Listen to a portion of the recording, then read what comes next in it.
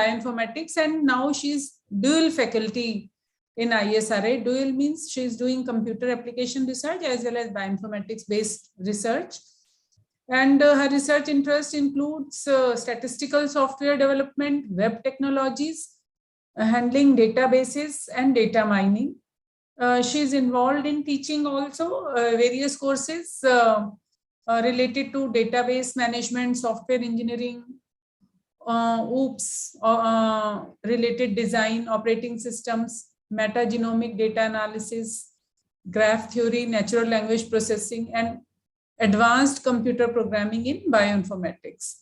She has guided 4 MSc students so far in bioinformatics and computer applications, and 4 are also presently guiding, out of which 2 are PhD students and 2 are MSc students.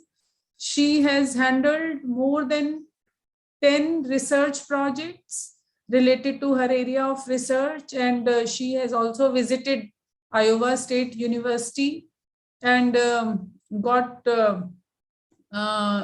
some awards for her presentations and some Hindi competitions and poster presentations. She has also been session co-chair in MD University and published in very renowned research journals, more than 30-35 papers she has published. So we have invited her to give us a brief overview on bioinformatics. As you all know, bioinformatics is a emerging research area, and it is some sense good as compared to wet lab experiment of biotechnology. So how it is being used, what are various terms, so that will be explained by her. So I invite Dr. Anu Sharma now for her lecture on overview of bioinformatics. Dr. Anu Sharma. Thank you, Dr. Rajni, and I am highly thankful to you for giving such a nice introduction. And, thank you, ma'am. And good morning to all the participants. Okay, so now I think we will start with the lecture.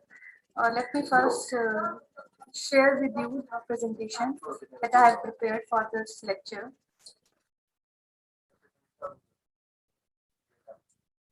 Your slide is shared. Yes. You can make it in full slide. Yes, I think it is visible now. Yes, true. So once again, good morning to all of you. So as ma'am told you, so today I will be, sharing with you some of our experiences that we have accumulated in past 10 years while working in this area of bioinformatics. As Rajni ma'am has already told you that basically I am a computer scientist, and in 2010, after the establishment of Center for Agricultural Bioinformatics, and now this is renamed again. Now the name has been changed to Division of Agricultural Bioinformatics. From 2010 onwards, we started working in the area of the bioinformatics. Okay, so from past 10 to 12 years, I'm working in this area, and although from non-biological background, we have gathered or we have learned some of the information on this topic, and basically I started working in this area with the identification of this miRNAs, and right now I am working in the area of the metagenomics. Okay. So there we are trying to apply all the this bioinformatics tools and technologies to extract the useful information from the metagenomics data. So as we know that this topic of today's lecture is the overview of bioinformatics. So what are the opportunities which are there, and what are the challenges that we have to face in the coming futures? So let me first, start with the introduction. So, let me first clarify the meaning of this term, bioinformatics. And now, we all of us knows that in today's, scenario, we are, interchangeably using these two words, bioinformatics and computational biology. And actually, these two words, they are used interchangeably, but there is, we can say, a slight change in the meaning of these two terms. The first one is the bioinformatics, and the second one is the computational biology. So, the question, one thing that I would like to share with you is that, okay, from the past few decades, the amount of biological information is increasing exponentially. So all of you, I think you must be very aware of the fact that a lot of sequence data is now generated. So earlier, the amount of the sequence data which is generated is very limited, and there were many factors which are attributed to this thing. And one of the major factor was the high cost which was involved in sequencing of this biological data. But now, with the passage of the time, the cost of sequences has reduced, and due to this fact, a lot of information is now generated. So there is, we can see, a kind of a explosion of this biological information. So earlier, what was there? Earlier, we were doing this biological research mostly in the labs. But as the amount of information which is available to us, it grows, the need for handling such information, it arises. And if we go back, at the same time, there was a again in the parallel and parallelly there was major developments that took place in the area of the computer science. And same thing we can say about the computers, that earlier the cost of the hardware was very high, so their usage was very limited.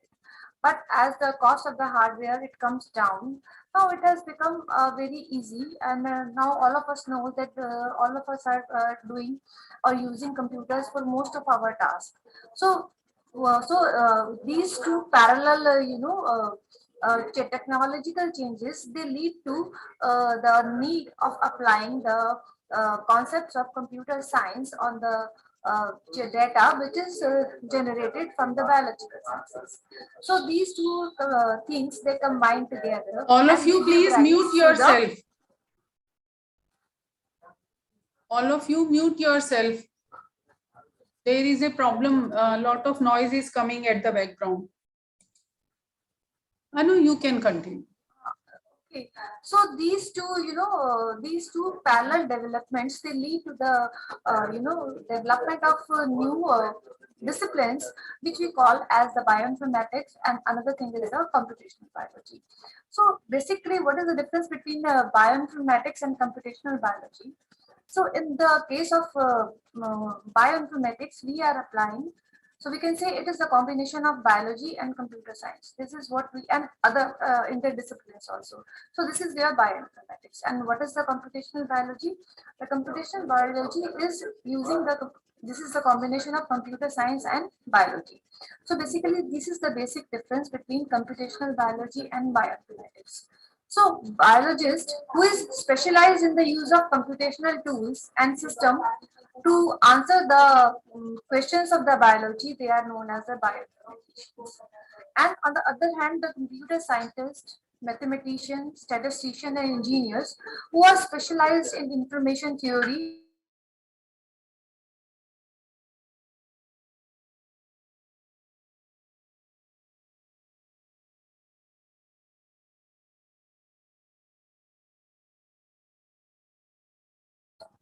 So this is the difference between a computational biologist and a bioinformatician.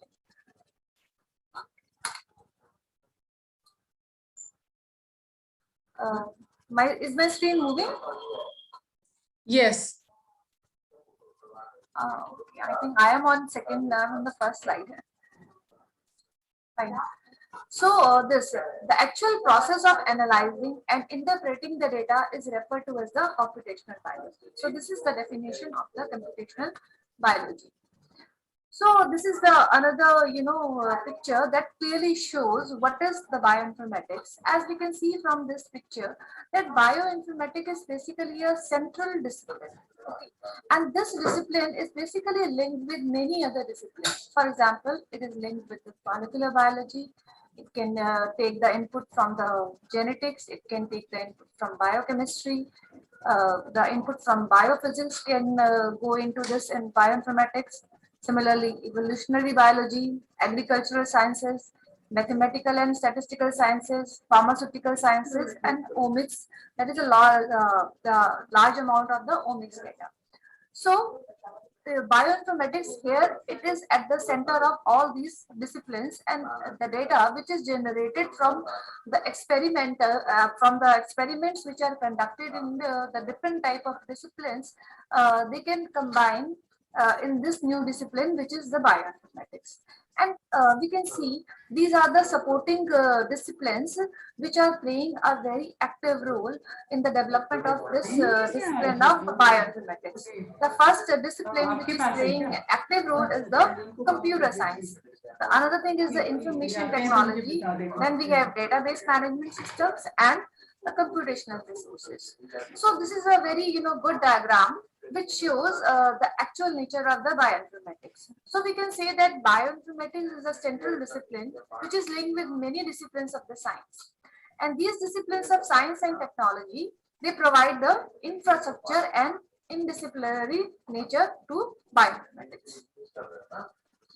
So in the science disciplines, several traditional and advanced subjects, they are associated with the bioinformatics.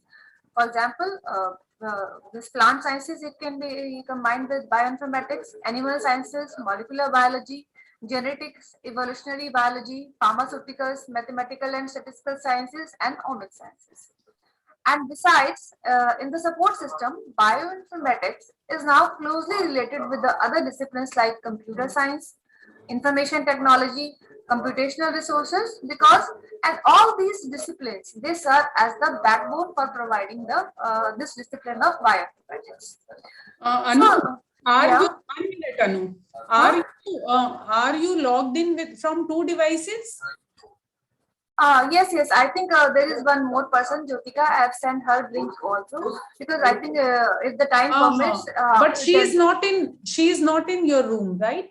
Yes, she is not in my room. Okay, I thought the disturbance is coming because of that. Okay, no issue. Oh, she is now muted. No, that's fine. Only thing is we are getting lots of disturbance. So but I could not. I'm not seeing. I'm not listening any of the disturbance. For me, it's okay. Okay, fine. मुझे तो कोई आवाज नहीं आ रही है. ठीक है. Okay. So it's fine. Maybe there are 2 devices in your system. In your room, sorry. Up mute and then. Okay.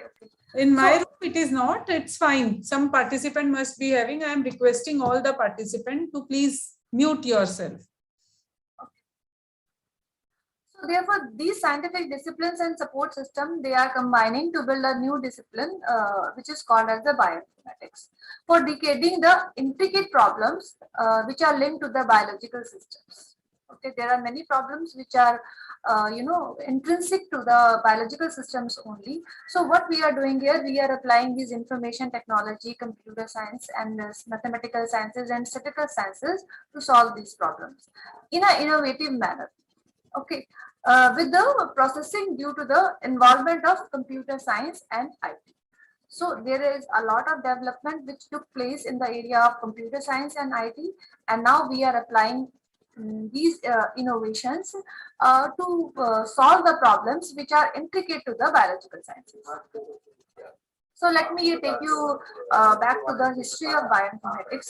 So this term bioinformatics, it was first coined by a researcher, Pauline Hogwell. Okay. And this term, it was first coined very late back in the year of 1970, and after they used this word in the year 1970, and in the 1978, this word actually appears in a research paper which is published by Pollen and Ben Hesberg, and where what they have done, they have performed some study. They have performed the information processes of the biotic systems. They were working on this kind of research, and there what they felt that these biotic systems, they carry some kind of information, and so they coined a new word, bioinformatics. But still at that time the use of this term was not very frequent, because at that time there were very limited amount of biological data which was available, and on the similar line, the on the in the field of computer science also, there were not so many advancements. So this was the first use of this word bioinformatics by Pollen. So again, what led to this evolution of this particular area of bioinformatics? Basically, it is started early in the early years of 1960s. Okay, with the some new inventions in the biological or life sciences. So this idea was generated that the macromolecules, all of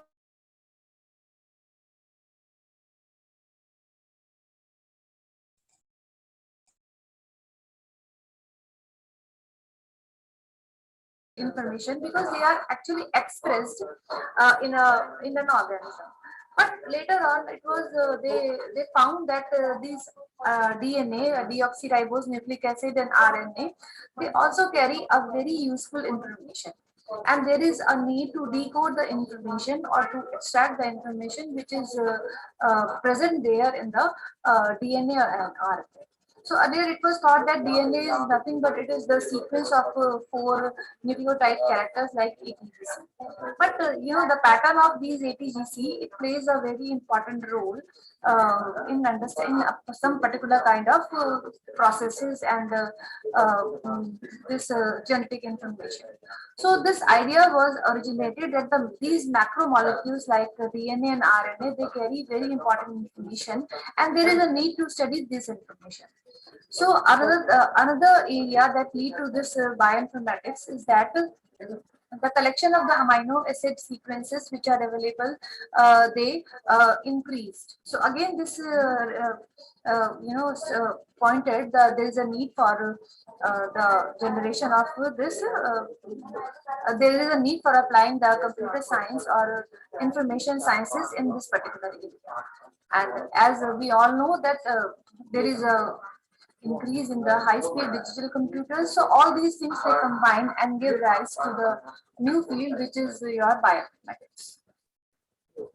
So this Margaret Dayhoff, she is the first bioinformatician, and we call her as the mother and father of the bioinformatics.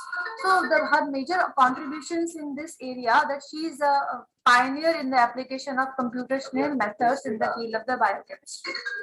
And she was the first person who developed a computer program which is protein for the determination of protein primary structure using the Edmund degradation method of peptide sequence. So this was the first reported tool or a program which is specifically dedicated to the to the biological sciences.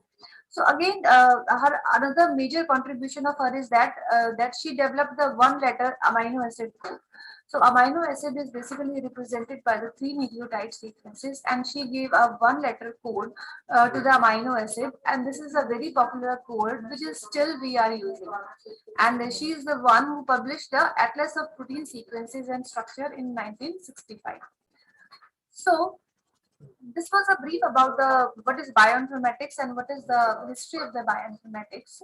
So now we are living in the area of, we can see in silico biology. If you look at this picture, it is clearly shown that earlier what we were doing, we were performing all our these experiments and studies in the laboratory. And all the experiments that we were performing or doing in the laboratories, it leads to the generation of a lot of data. And due to this, there was a need to store them in or need to store, process them, and analyze them using the computational methods. Okay. And again, when the computational methods, tools, specific tools, they are available with us, it leads, it again aid to our experimental, experiments that we are conducting in the lab. So this is a kind of a cycle that we have in nowadays. So we this a lot of data which is generated from these biological experiments, it is now analyzed and processed in using the tools. And there are many tools, databases, and methods which are there, and we are using all these methods to find some new innovative possible information, and this information we can validate in our lab. So this is a kind of a cycle. So now we are living in the age of in silico biology. So what we are doing before conducting the actual wet lab experiments, we are trying to do this in silico on a computer system by using the available databases and tools. So we can say that the biology is now becoming a quantitative science, and there is a transformation from observational to experiment. So earlier what we were doing, we were just observing something, some process to identify some to reach to some conclusions, and from observational we moved on to the experimental part. And now this experimental part, it leads to the generation of lot of data. So now we are applying techniques of data sciences in the biological sciences. So we can see, so there are all these new discoveries, they require the large data set and advanced analytical methods. So this is one of the very a great opportunity that exists in today's biological sciences, that there is a great need of large data sets and advanced analytical method for processing of the biological information. Okay, so this is a graph that shows you the growth of the biological data. So this is this is a data which is compiled, and this information is taken from this forbes.com, and in this graph the data up to 2019 is shown here. So here we are showing the timeline, and this is the cost of sequencing, the cost of sequencing. So you can see from here is that in the 2002, the cost of sequencing was very high. So a lot of money was involved when we are going for the sequencing of any subject of our interest or any organism. So you can see from this graph that there is a continuous decline in the cost with the time. So now you can see after from around this 2019, the cost of sequencing has reduced to only $1,000. Okay, so that means now we can sequence with the availability of the sequencing technologies. We can sequence at a very low cost, which is around only $1,000. So that means we can sequence more. So, and similarly, you can see from here the number of the genomes which are sequenced. In the 2012, there is a small number of the genomes which is sequenced. As you can see now that a large number of approximately 1.5 million genome sequencing are available to us. So, this is the power of the, now you can see from here is that a lot of the amount of the biological data which is available now is increasing exponentially. So this genomic data has increases exponentially. Now we have with us a lot of the data. So definitely there is a need for a development of the databases, tools, techniques, methods, application of artificial intelligence, application of deep learning techniques, application of supervised, unsupervised methods for handling all these kind of data. So we are not stopping the sequencing, and now we are generating tons of the data. Okay. And Also, all these developments they have created many jobs in the last decades. So just this is a slide that is showing you that there is an exponential increase in the amount of the data which is generated every day. So let us come to what are the biological processes which are leading to the development of this biological data. So we know that at the base we have a DNA. DNA stands for the deoxyribose nucleic acid. So we can see if we are sequencing the DNA, that it leads us to the genome sequencing. Okay, that means the combination of ATGC. If we are sequencing it, then the type of the data that we are getting is the genome sequencing. And this is a this diagram is again related to the central dogma of the life. So this DNA, it transcribed to form the RNA. Okay. So now this RNA, DNA is converted to the RNA. So when we sequence the RNA part, so we get the RNA sequences. So in this case, so this is another type of the data. Here we have the genome sequencing, and then we can also have the RNA sequencing. And this RNA sequence, it undergoes the process of translation to form the proteins. So proteins, they are the actual things which are expressed in an organism. So this leads to the another type of the data, which is your protein part. Okay. After the translation, we get protein. So after we can have the data about the protein sequences as well as the structure. Now each we can have the sequence of the proteins, and these proteins, they have a specific structure. Two type of information is there with respect to the protein sequences as well as that of the structure. So we can have information about protein sequences and structures. Now these proteins, they play some role in some kind of biological function. So what we can do, we can annotate the function of these proteins, that this particular protein is playing this role in this particular process. So another type of information which is available to us is the protein function annotation. And also one protein, it might interact with another protein in a particular in performing one particular function. So this type of information can also be there. And another type of information might be a protein. It might interact with the DNA in any of the biological processes. So these are the various processes which are occurring within the organisms, and due to all these biological processes, different type of information is generated. At the DNA, we are getting the genome sequencing. At the this RNA level, we are getting RNA sequencing. At the protein level, we are having the protein sequences and structures, and then we are having the information about protein expression, protein function annotation, and protein and protein DNA interaction. So okay. So this is the type of the biological data which is generated. So in the previous slide, I told you about the various biological processes. So corresponding to those biological processes, the different type of biological data that we may have is the genomic data. It corresponds to the DNA sequences. Then we can have the proteomic data. Now this proteomic data, it is related to the protein sequences or protein structures, or we can have the pathway data.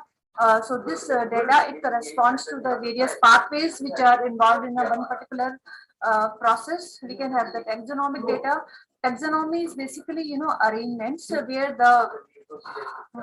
we have categorized the organisms in a tree format. Okay, I think most of us have studied this taxonomic classification in our school days. So basically, this type of data is there in the biological sciences. And now, there is one more type of data which is available, is the metagenomics data. So again, this is a new field, and this word metagenomics, it was coined by the Henderson.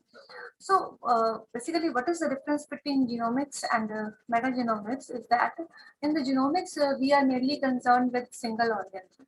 We are studying about a single organism. For example, all of you might have heard about the Human Genome Project.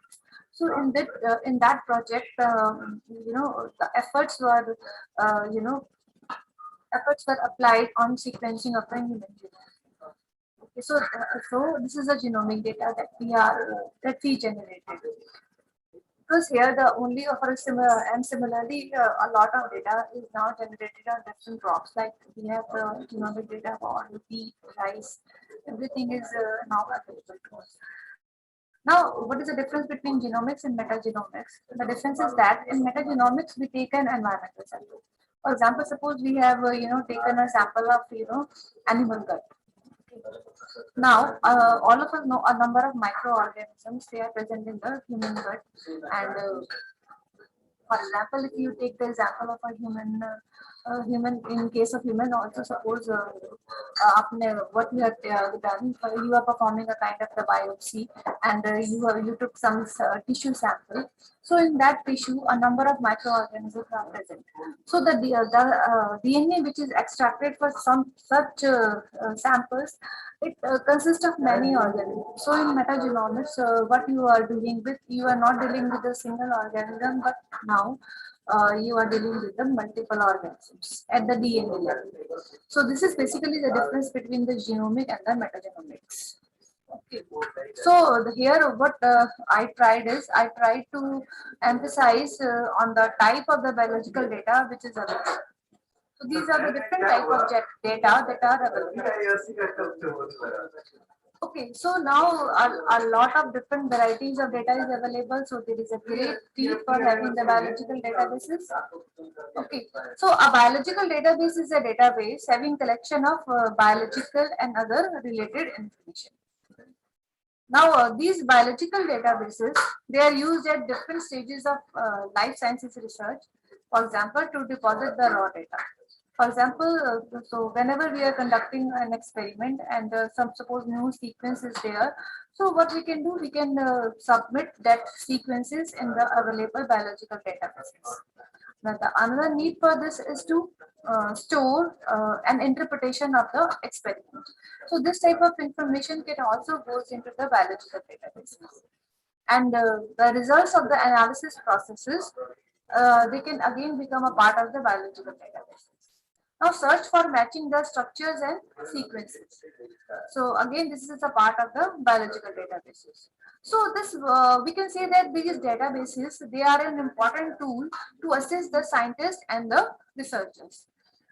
So a different we have seen that a lot of a type of biological data is available, and this has given rise to the need for having the biological databases. So now, based upon the type of the data which is available to us, we have various types of databases. In case of your biological sciences, we have two types of databases. Okay, the first one is the primary databases, and another is the secondary databases. Now, what is the difference between primary database and secondary database? Now, this primary database is the sequence of nucleic acid or proteins. Okay, and what is the secondary database? It contains the results after the analysis of the primary data. If in this particular primary data, some kind of analysis is being applied, so the results that we got, they are stored in the secondary databases. So this is basically a process that shows the generation and dissemination of databases. So here you can see that suppose this is the biological experiment which is conducted. Out of this experiment, it will lead to the generation of the data. And once the data is available to us, it can be stored in the databases. Okay, it is stored. Now, these databases, they are now accessible through web is accessible through websites, through a network, and this client and server technologies. So we can access all these databases which are developed.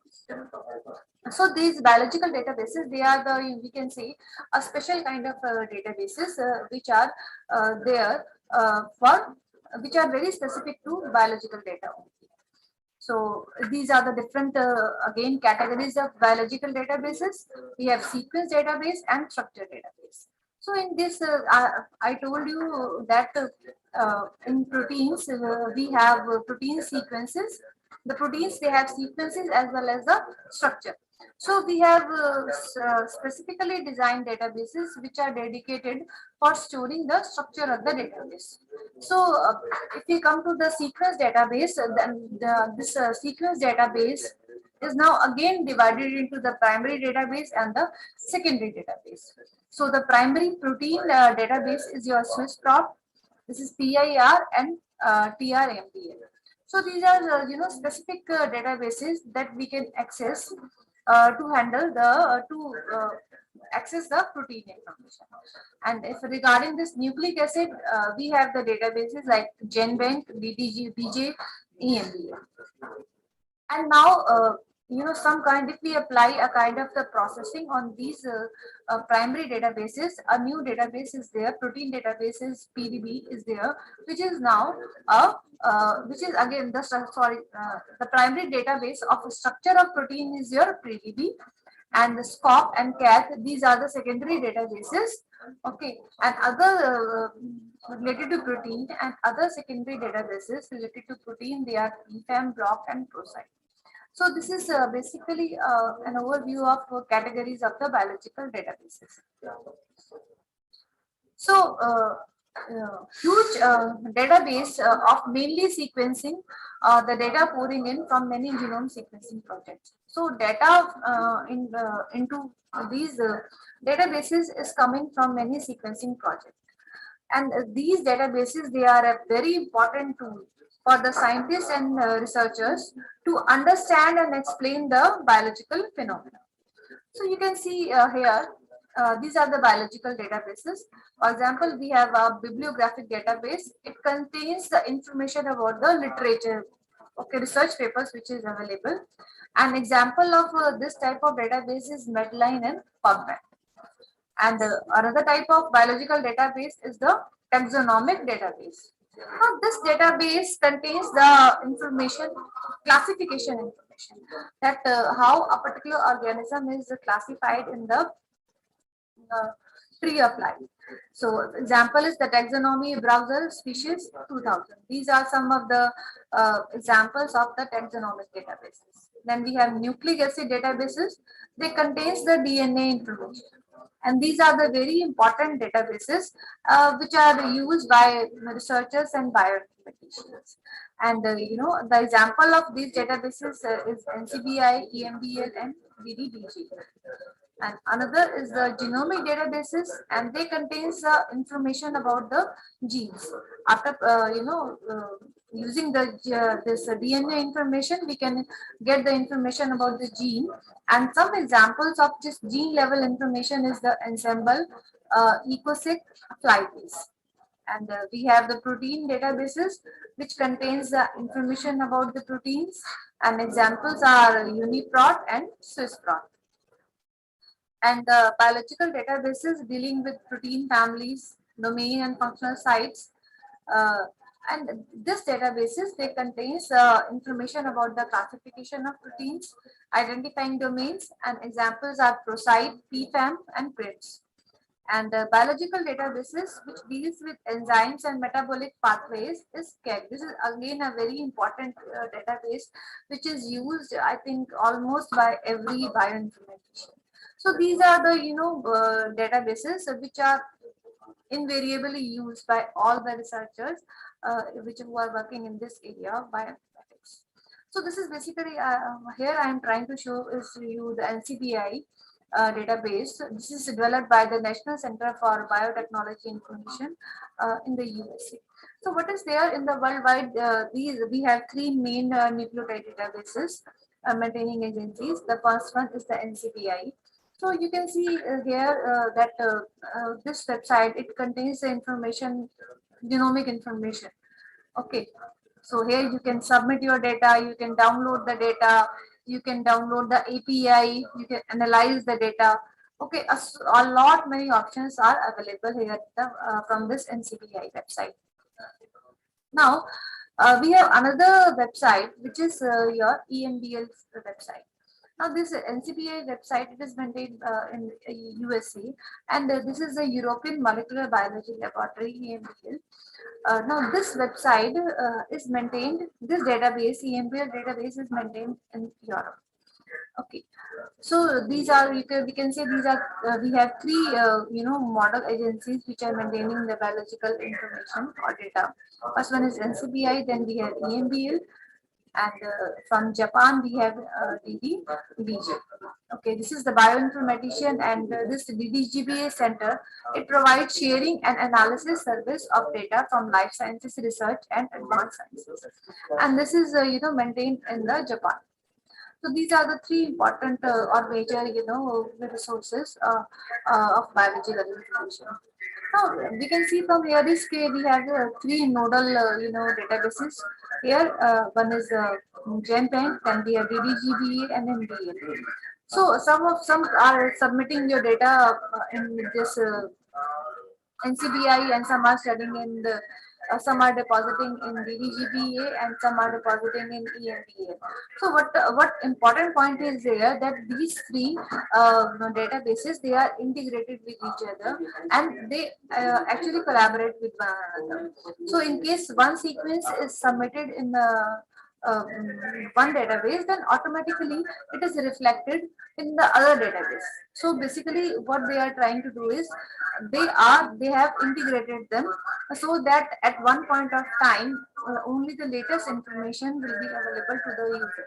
So all these international sequence databases, they are collaborating with each other. For example, GenBank, if there is a change in the GenBank, automatically it will be reflected to EMBA and then DDGB. Similarly, if there is a change in this DDGB, automatically it goes like this.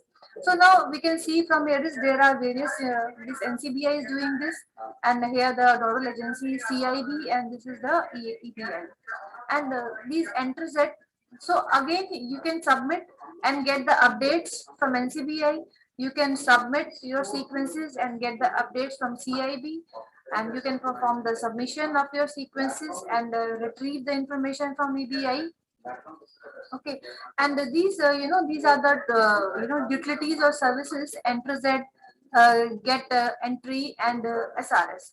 So these are, we can say, services, web services or Windows services, any kind of server. This we can say computer services, which is provided by all these agencies to deposit the data and to update the data. And basically this is dealt by NIH, National Institute of Health, and NIG, and then we have European Molecular Biology Laboratory. Okay, and these are again the set of tools which can be used while submitting the information. For example, Sequin and Blanket, they are used by NCBI, and Sakura is used by your this DDGP. So the main point here is that all these three important databases, they are collaborating with each other so that the user get the updated information on this. So this is one of the major challenge and opportunity that that is there in case of your biological databases. The first thing is that the first issue is that the type of very heterogeneous type of information is generated, and so there is a need to integrate them. Okay, so there is a need to integrate this information at one place so that we can collaborate with each other.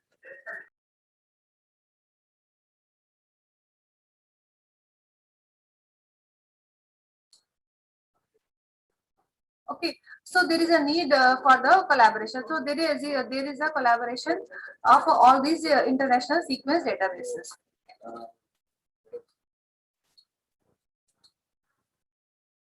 So this is another database, which is the CAG. Now it contains the information about the high level function and utilities of the biological system. This is the Kyoto Encyclopedia of Genes and Genome, and again this is maintained and developed in Japan. So this is again a very important database which is available to the bioinformaticians to carry out their task. So these are some of the important databases that I've shared with you.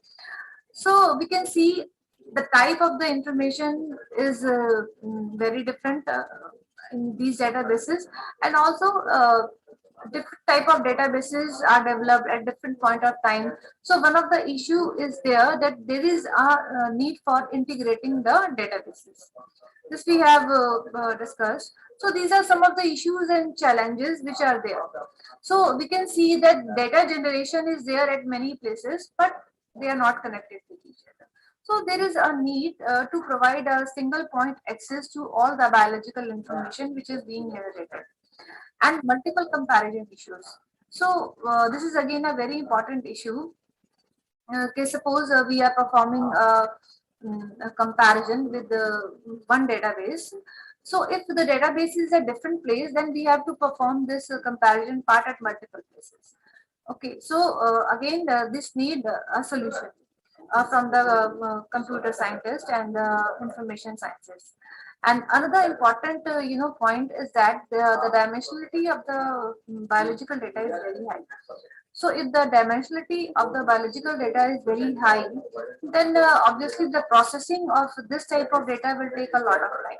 So we should apply, statistical techniques and some other type of methods, so that we can reduce the high dimensionality of the biological data, and so that we can get the results with less time and less resources. Another thing is the currently the high throughput sequencing technologies which are generating this biological data, they have they have many noise which is associated with it. So due to the presence of noise in this sequencing data, the results that we are getting, they are somewhat not that much accurate. So we need some kind of techniques so that we can deal with the noise which is there in the high throughput biological data. So another issue that needs to deal is the integration of multiple heterogeneous biological databases. So these are some of the issues and challenges which are there in case of the biological databases. So I discussed about this metagenomics part. Uh, Yes. So again, I will emphasize on this metagenomics part. So from now we have moved from genomics to the metagenomics. So in this genomics, it's started with the sequencing of this E. coli in 1997, and in 2001 the human genome was sequenced. So here what we were dealing only with the single genome. Okay, but now what is there in case of metagenomics? We are now dealing with the multiple organisms. For example, suppose you can take the sample from the water, or you can take the sample from the soil, and as we all know that there are number of microorganisms which are there in this water, and for example, we can take the sample from human gut. So number of the organism is more than, or we can say thousands.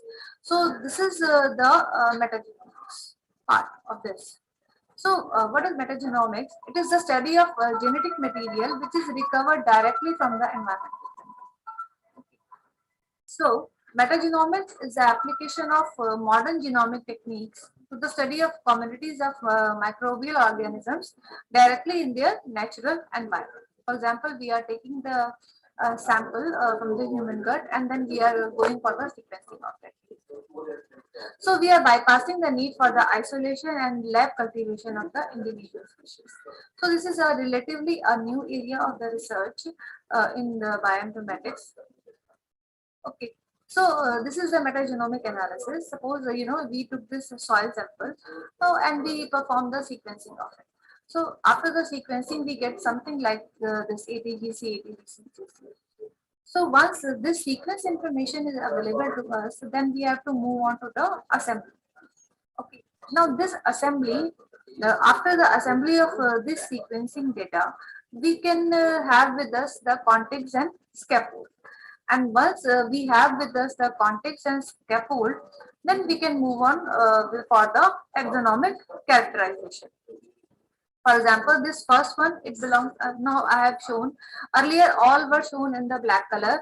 Now I have marked some of them in the red color, and some in the blue color, and some in the green color.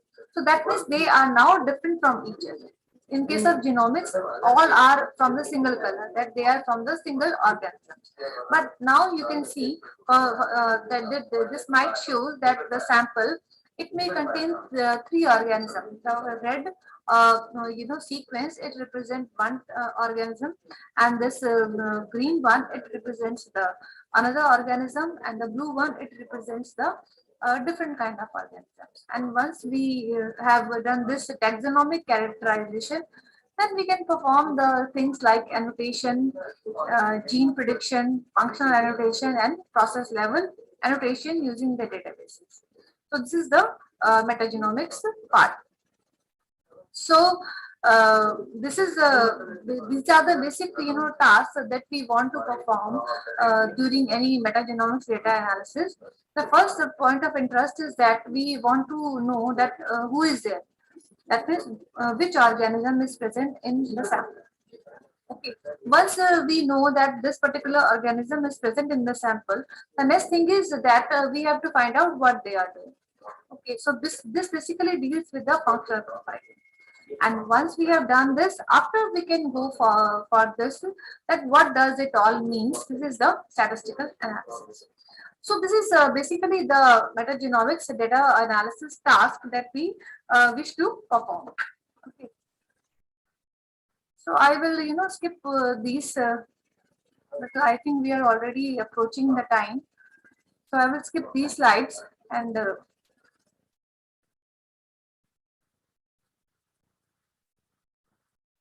Okay, so this is just one work that I would like to share with you, that we have performed a computational comparison of metagenome assemblers which are available. Okay, this again I will skip.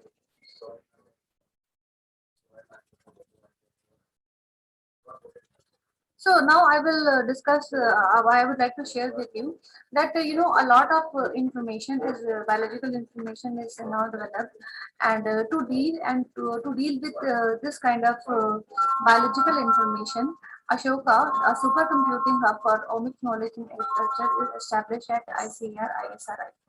Okay, and this facility is available to all the researchers in the National Agricultural Research Systems, and they can use this facility to analyze their biological data. Okay, so this Ashoka is the grid. This is for supporting the biotechnological research in the agriculture. Now, this hub, it consists of a hybrid hardware architecture of Linux and Windows cluster, and this is distributed over 6 national institutions across the country to form the National Agricultural Bioinformatics Grid.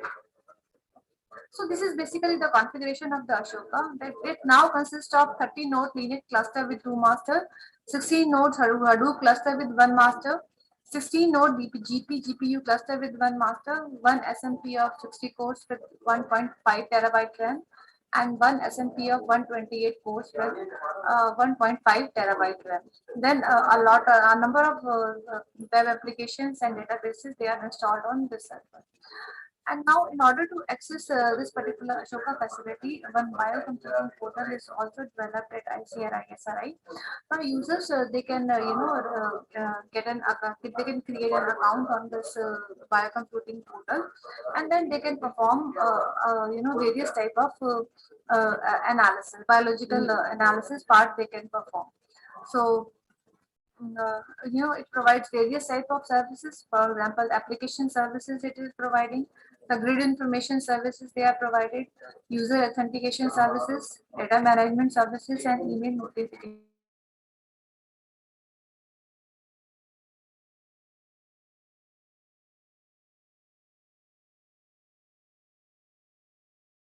Used. So this is about the brief of the bioinformatics structure, which is available at the ISRI, and it is open for the researchers in the National Agricultural Research System.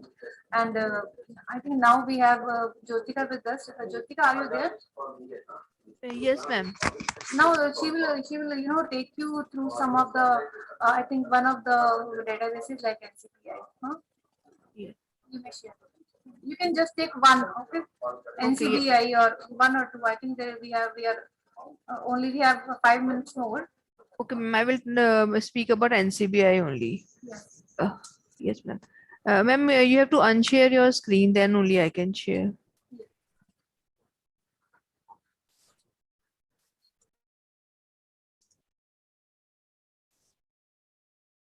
So this is one of the main database, NCBI, National Center for Biological Information. It is being run by US.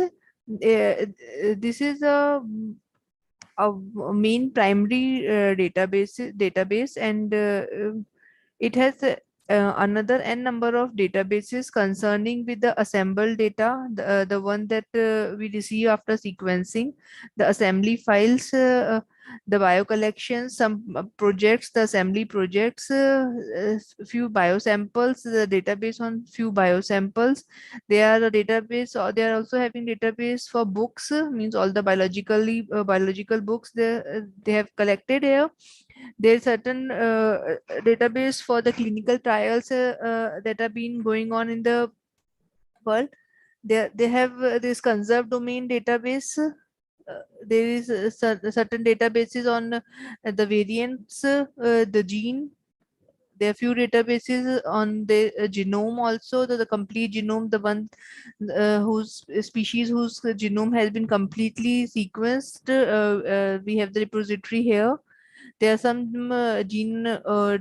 geodata sets, geo profiles like the microRNA data and all. We have certain databases on identical protein groups. So this NCBI has a long list of databases, means these all we can consider as a secondary databases to the sequences that we are generating here. The nucleotide databases here, the protein databases are here, and the literature database PubMed is over here. There are various databases on the variant callings like SNPs, and we have our FASTQ files in SRA, the sequence retrieval archive, in which we store the sequencing data. Also, there is a database on structure of proteins, the ligands. Uh, Similarly, we have a taxonomic databases on NCBI. So NCBI is basically a vast resources having n number of databases concerning our uh, studies. So like we can go for the this nucleotide databases. We can, if you need to search some nucleotide concerning, suppose we are going for rice, we can write the biological name for rice, and then we can just have to click on search. We will get the list of all the nucleotides that are available in our rice species. So this gives a count about 29 lakh nucleotides have been available in this mm, database for rice. Or we can go for the genomes also that are available for this particular species. Then we can have the genome set also for the rice. So these many people have assembled the genome, sequenced the genome, and the files have been put here as a repository. So this way we can search our data from this NCBI resources. The another one database that is of importance is the European Molecular Biology Laboratory. This has been run by the European group. Here also we have data concerning with the nucleotides, the proteins, and if we can search it out here, like if you click on this DNA and RNA, they have structures, database on structures, database on ontology, means the annotation of the annotation part, the gene expression, means the microarrays, and everything is here. There is a chemical biology database also. So proteins are here, literature is there, system biology database is here, the domain databases is here. So suppose we go for the DNA and RNA, and we can see n number of resources over here. There are few tools that could be used to analyze our databases. Like this is the homology search tool, BLAST, basic local alignment search tool. Similarly, this is a multiple sequence alignment tool. Means these databases are also having the tools which we can use for our analysis part also. And similarly, the data resources are available over here, and you can just go and search the desired results. Now, another database that ma'am told was about DDBJ, the DNA Data Bank of Japan. All these three databases, NCBI, EMBL, and DDBJ, are interconnected. Means this the sequence in one database is also present in another two databases. So these could be easily checked. The another database base that is there is Uniprot. This is also a widely used database for the proteins. It basically has the integration of two databases, Swissprot and EMBL. So we can search here for any protein, like whatever you want to search, we can search it over here, and we will get a list of proteins from all the species, whichever are present. Or you can filter out a search based upon the species. Like if we only want for rice, we can click here for rice, so we are getting only the kinases that are present in our rice species. Similarly, there is a ensemble genome. This is a plant database. Sorry, this is animal data, animal mammals database. Here we can search for all the data information regarding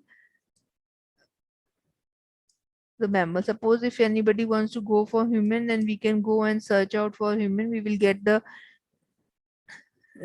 results from here. Similarly, we can go, there is a specific database called Ensemble Plants that is basically only for plant species. We can suppose we want Arabidopsis data for Arabidopsis thaliana. We click on Arabidopsis thaliana, and here we can go out to download the DNA sequences in FASTA format, or you can go and download your genes, cDNA, non-coding RNAs, proteins, your annotation file in GFF3 format. So this way we can use this database, or we can also see the phylogenetic overview of the gene families that are present in rice in Arabidopsis. So the second database is this database. PDB is the structural database of proteins. We can search for a particular, suppose we want to search for some proteins in the plant to with the certain ID 5L8R. We can copy this ID, and we can just put it over here in the search bar, and we will get our desired result. So this is the protein structure that we can download. Here is the download files. We can download this in a primary sequence format, means the FASTA format, or in the secondary PDB format, the structural format. So these are the various formats. Depending upon the tool that we are using, we can download the this structure in that particular format. So if we just want to overlook about the structure, we can just click on the 3D view of the structure, and this will generate our structure. This is the sequence, the primary part, and this is our protein structure. So this is a mesh of structure with alpha sheet, beta, alpha helix, beta sheets, and a few loops are there. There are a few bonds that have been shown, the hydrogen bonds and the van der Waals forces. Everything is there in this particular structure. So this is about the structural databases. There is one more database, Interpro, which is for the classification of protein families. We can look out for the protein family. Suppose we need to search out for the proteins, we can see these are the proteins domains that are present in these particular species, and we can similarly check out for different databases. Like there's a list in Interpro database. We have this number of data. In the cath gene 3D database, we have this number of database data. So this files there is a list of all the databases of the protein families, where we can see the CR results. Like super families are there. Smart is one of the database for the protein families. ProCite, Prints, PFAM, all these ma'am has already discussed with you. These are all the examples database for the protein domains. So in this Interpro we get all the data concerning the protein data domains. So these are basically the protein database bases that we can have. So these are few mainly used databases in bioinformatics. There are other various secondary databases which we can also see. Like we have Graminy, Graminy database. This is basically for the plants. And here there is a genome browser. There are n number of tools that are available on the Graminy website. So depending upon the search, we can search out the databases. Depending upon our need, we can search out the databases that we want to explore. So they are mainly, basically the main database that we keep into count is NCBI, because it is having almost information for all the data resources. So this is what the bioinformatics is all about, the database, and we can explore any database according to our need.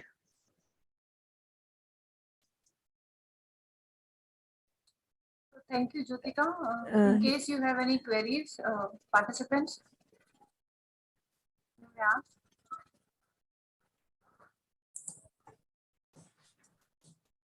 Thank you, ma'am, for giving excellent presentation. If anyone want to ask question, please.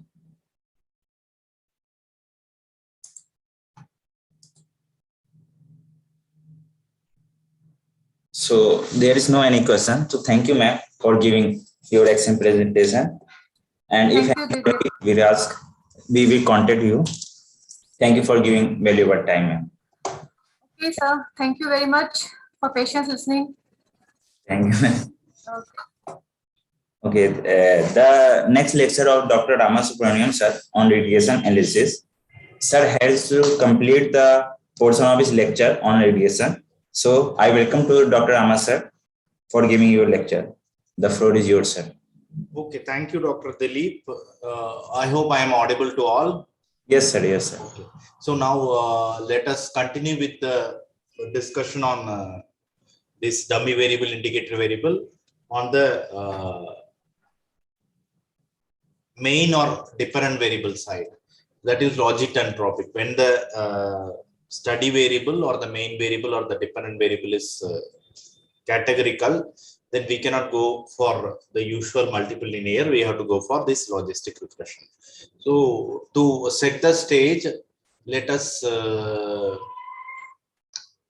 first let me share my screen. So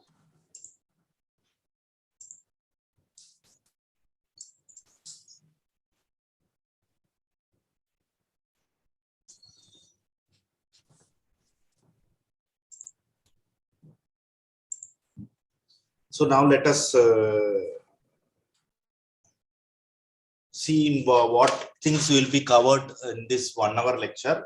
First, we will be discussing the one example on the usual multiple linear regression, wherein the dummy or the indicator variables will be occurring on the right hand side, that is as regressors or independent variables. So you can note down the six things we will be talking about. The first one is indicator variables when they are used as independent variables or in regressors in a multiple linear regression model. The first thing. The next thing is how to use logistic regression for forecasting. The second topic. The third topic we can discuss how to fit a logic model on a data set. I have brought this green econometric analysis data set, and followed by how to calculate the marginal effects. Of course, I would have loved to demonstrate marginal effect calculation by R itself, along with the variances and all, but for the time, so I have calculated by Excel itself. Then we will move on to multinomial logic. Then the last topic is on probit analysis. So these 6 subtopics will be covered in this lecture. The first one, to get an idea about how to interpret an indicator variable in a multiple linear regression setup. We are considering this example. I hope this screen is visible to you all. This data set is visible, right? Because somehow in this office computer in between, I get disconnected. So you people have to interact so that it is both way communication is there, right? Who are all there? Of course, Dilip will be there, right? Throughout the lecture. Yes, sir.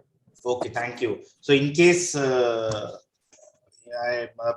get disconnected, kindly phone me. Okay. Okay, sir, no problem. Okay, thank you. So let us have this example with y usually as the dependent variable or the main variable, and x is the independent variable having continuous values, and o is an categorical variable. What is the data is all about? The data is y you consider as the weight of poultry birds in some units, and x is the age in weeks. So even though I have written age in weeks, there are no decimals. Let us consider it as continuous variable. So no problem, no need of bringing in indicator variables. And O is something like origin, from where these poultry birds have been reared. So G stands for Georgia, B stands for Virginia, and W stands for Wisconsin. So let us have three origins from where these poultry birds have been reared.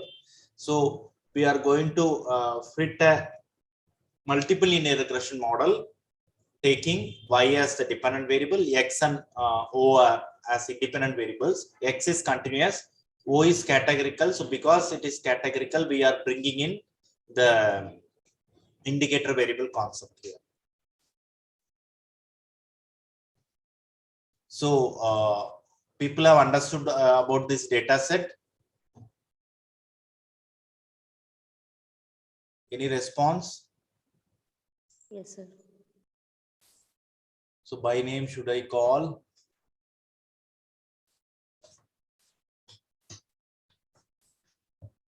Now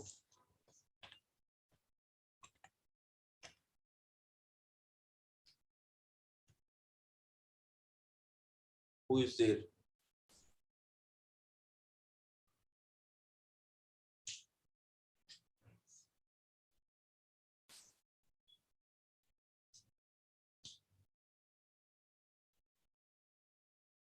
Prahatishwaran is there.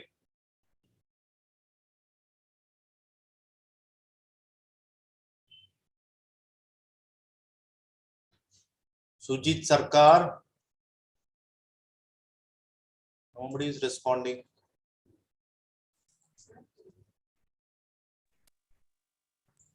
I hope it is not disconnected. Dilip, I am able to communicate with you, right? Yes, sir. Yes, sir. Okay. No, so now I'll yes, sir. close this data. Then now let me open the corresponding R code.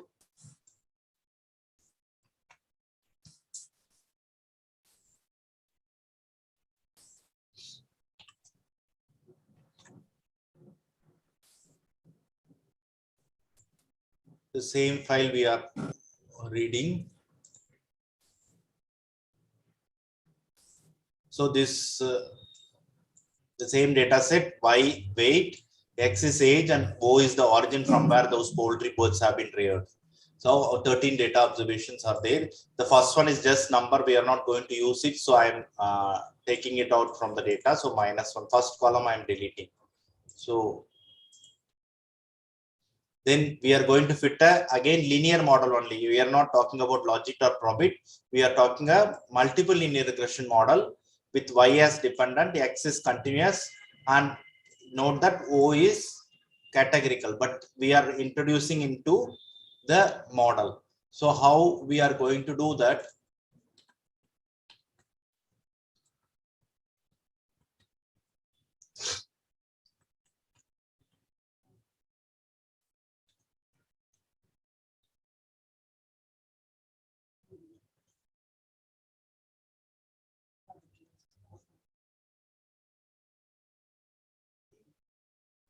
I have not brought that, I suppose, no issue. So now how we are going to do that? If there are three levels of an indicator variable, here three levels are there, G, V, and W, then we have to include two indicator variables in the model. This is one rule, two indicator or dummy variables. So how it is done? One of the levels is taken as the base or reference category, and other two levels, that is the indicator variables. If we are introducing D1 and D2, D1 is given the value 1 for whenever V occurs and 0 otherwise, and D2 will be given the value 1 if W occurs and 0 otherwise.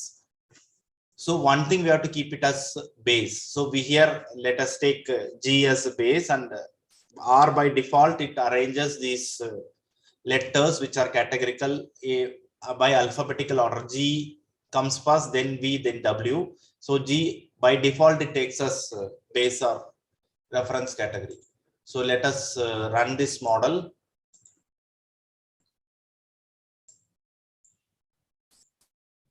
So we have got this before us. You see, G has been taken as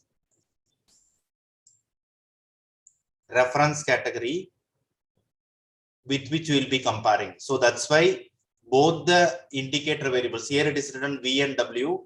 So rather it is, let us consider as D1 and D2. D1 is for the first dummy variable, indicator variable, D2 for second dummy variable. Why it is written V and W? Because whenever V is occurring, it will always be 1. D1 will be always 1. Whenever W is occurring, D2 will always be 1, 0 otherwise. So this is the setup which, so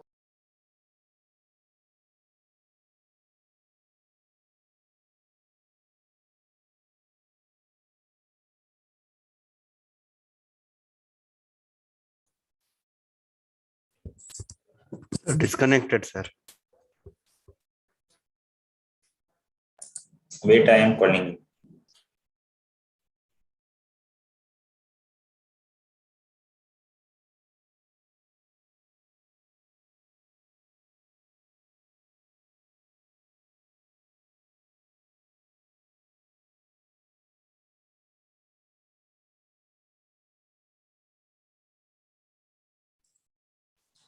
He will connect. Please wait.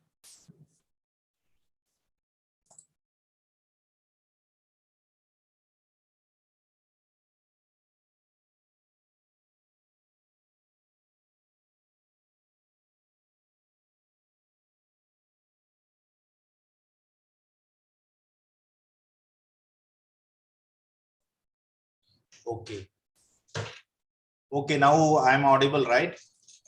Yes, sir. Okay, sorry, Yes, sir. some issue is there with my computer or that Zoom link, I suppose. Sorry, that Zoom software, I suppose. So now again I am sharing.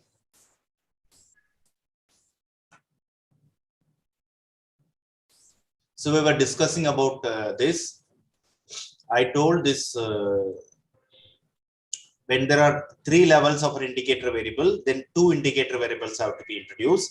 The first one we have taken as the base category G, and 2 indicator variables are D1 and D2. Whenever V occurs, then D1 will take always the value 1, 0 otherwise. Whenever W occurs, D2 will take always the value 1 and 0 otherwise. Like that it goes. Now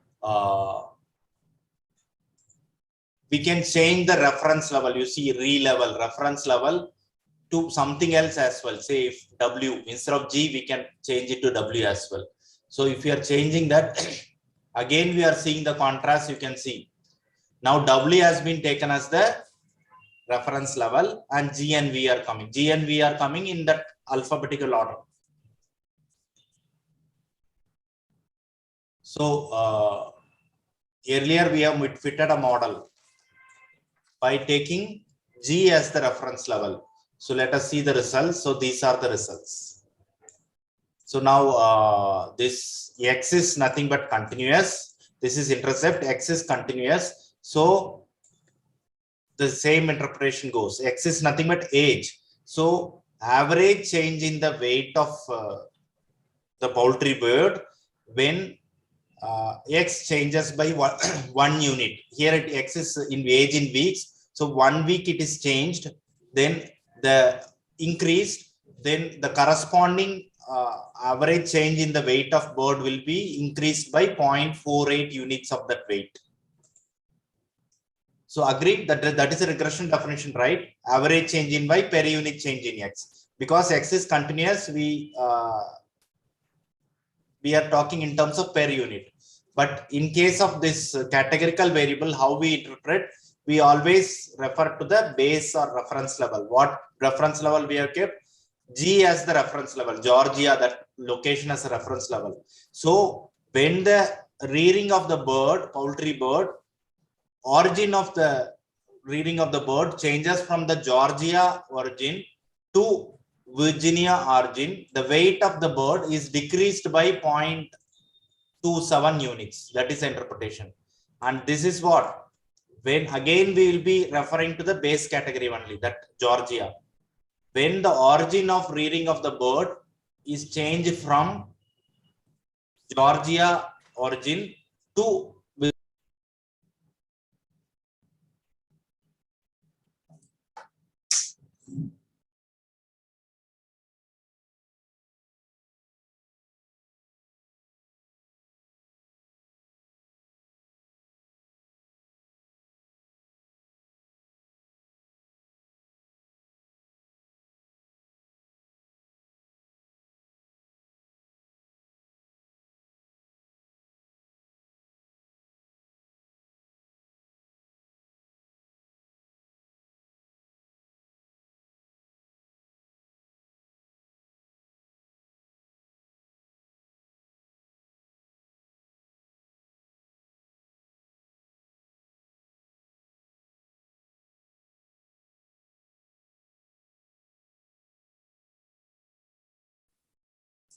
so very sorry.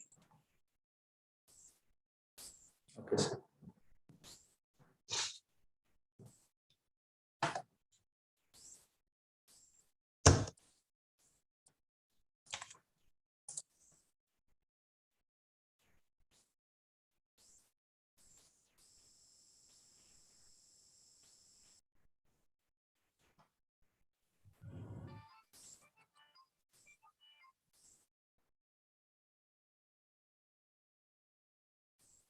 So we were here. So where were we? We were interpreting this continuous variable quotient, right? Dilip, where were we? Yes, sir. Sir, you are explaining it minus value of the difference in the place where we reduce, we get change. There will be change in weight with minus 0.27. Okay. When it comes to 0W, it will be maybe it will be increasing 1.91 units. But increasing when as compared to the if it would have been read in Georgia. Georgia. You will always have that base category as Georgia origin, and if you are changing the place of rearing of the bird, then it is increased by the weight of the birds will increase by 1.91 units. So this is the interpretation. Now once we have changed the contrast into W reference and again running the model,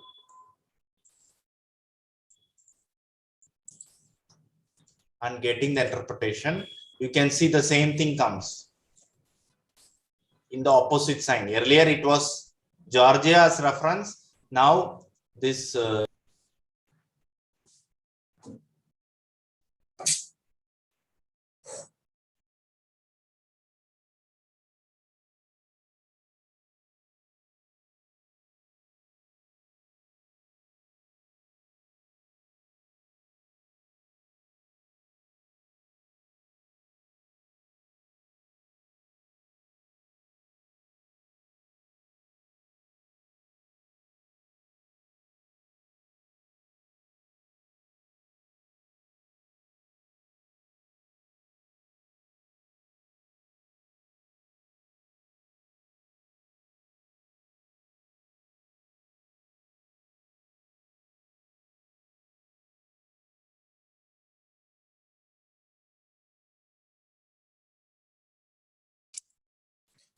Hello, everyone. There is some technical issue. He will join after 5 minutes. So please wait.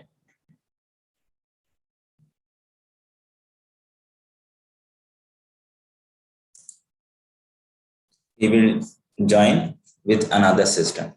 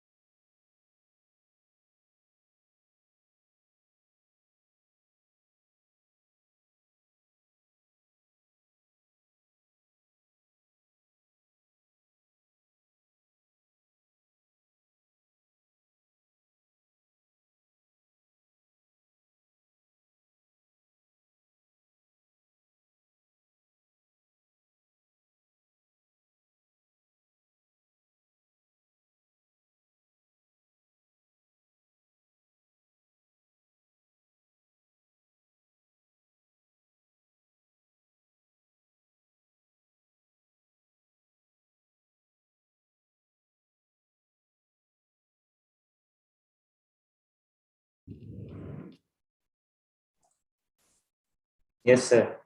Okay, sorry. That is for this. Now you can start, sir. Okay, thank you.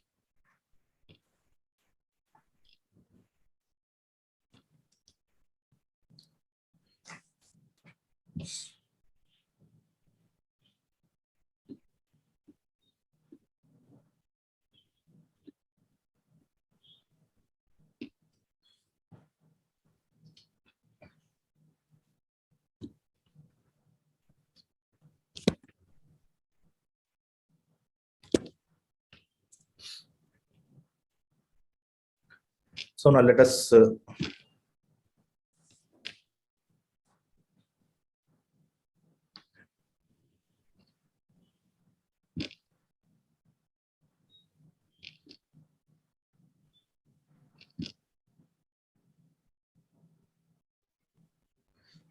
that indicator variable example, let us jump. Now, mainly people are asking about how to get the marginal effects. So for that, let us directly jump into the green.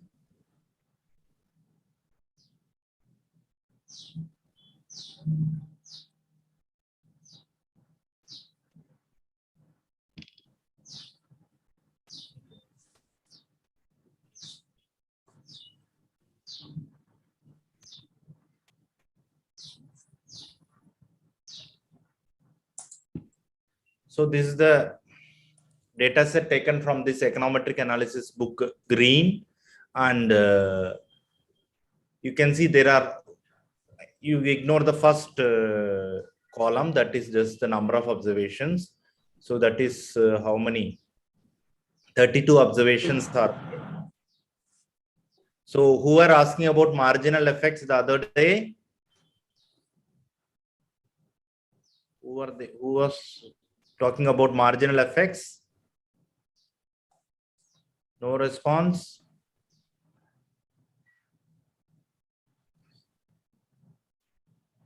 I am audible, right, Dilip? Yes, sir. You are. Yes, sir. Audible, sir. And who is speaking? Sir, this is Vijay Chandra, sir, from US Raichur. Ajay, you are asking about, okay, Vijay Chandraji. Okay, so now there are 4 variables, and this grade is the response variable or the main variable, and you can say that is categorical, either it is ones or zeros.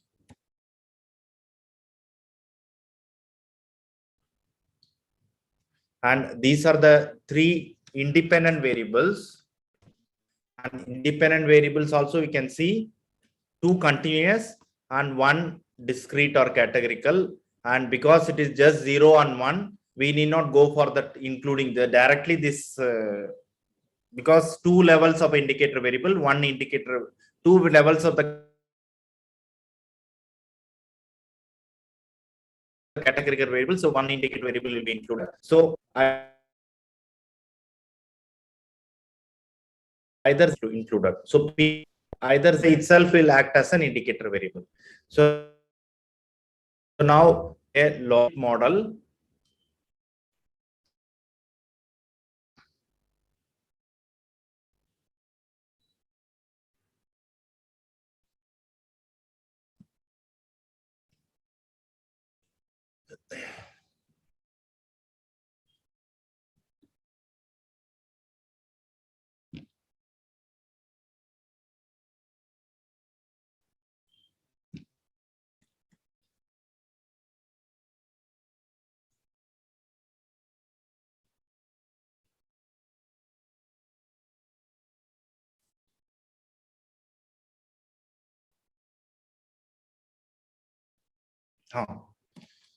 So now, so this is the table which has been given in that green book with variables as GPA, TUCE, and PSI. And of course, grade is the dependent variable which is categorical. And just if you fit a linear model, or that is multiple linear regression model, these are the quotients, intercept plus other regression quotient. Slope, you can see as such, it is same because direct interpretation. But in case of logistic, these are the quotient, but whatever is written as slope, we will be using this formula to find marginal effects, where this lambda, this is called capital lambda in Greek, where this lambda is having this expression 1 by 1 plus e power minus z, and z will look like, z is nothing but beta 0 plus beta 1 x1 plus beta 2 x2 plus beta 3 x3. So that is z. So instead of directly using z, we will be using 1 by 1 plus e power minus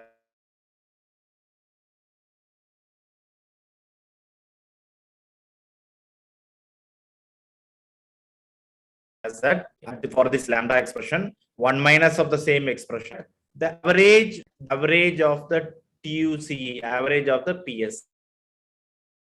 Take the average, and that we will use these 2.8. So now first we should get these quotients right. For that, let us run a program. So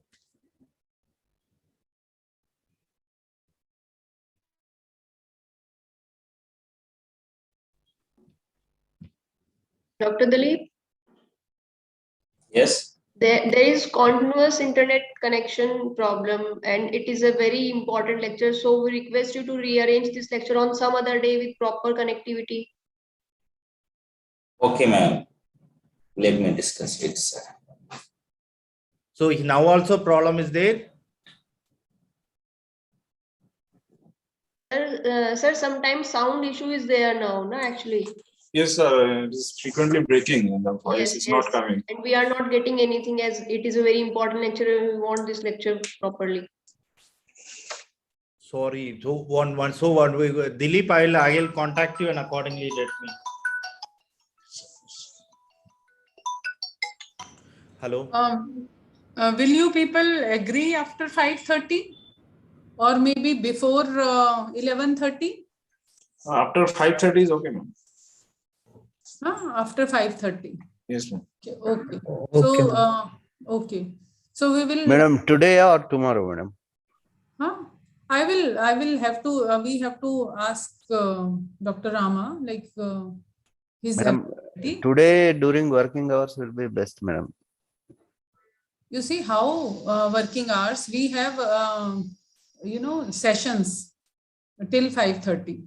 No issue, ma'am. Okay. So we cannot interchange with the other speakers.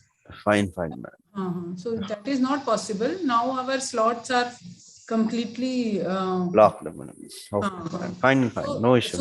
So we have two options. One is before 11:30. We can have 10:30 to 11:30 someday, or it is after 5:30. So maybe before 11:30 it will be okay, as it will be in working hours, no? Okay, you see, we will not go by one person this thing. You maybe decide among yourself and you let me know. Okay, or I will just share again, Dilip, one single link you can share where they will just poll before 11:30 or after 5:30. So majority, right? So that link you can make and send them, let everyone respond there, and then we will inform Dr. Ram. Ma'am, I will come to your institute itself, then and there I will give lecture, okay? Because okay, no issue. Because okay, so no issue. In your institute also one more training is going on as such, I think. So yes, that's why I think it might be a problem. No. Actually, I face this thing in my office computer. There is some issue. Even though I have again and again corrected it, but it is coming like that. But this somehow this voice problem is there, I suppose, into my laptop, right? Okay. So in that case, like if we